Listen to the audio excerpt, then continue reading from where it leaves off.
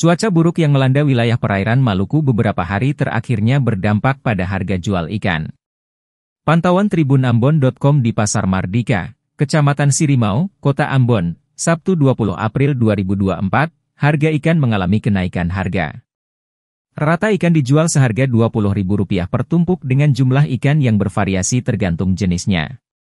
Seperti ikan kawalinya per tumpuk berisi 7 ekor, ikan momar 4 ekor dan ikan komo 5 ekor. Susan menjelaskan cuaca buruk belakangan ini menjadi penyebab melonjaknya harga ikan.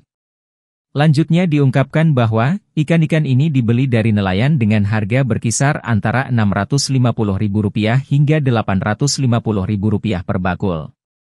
Dijelaskan, ikan-ikan yang dijual oleh Susan berasal dari nelayan-nelayan di negeri Latuhalat, Kecamatan Nusaniwe, Kota Ambon.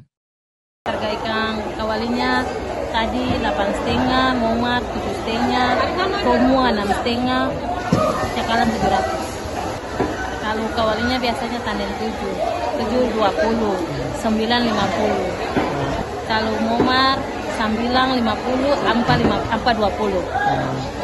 2 hari. Itu 2 hari ya kan? Cuaca. Download Tribun X sekarang.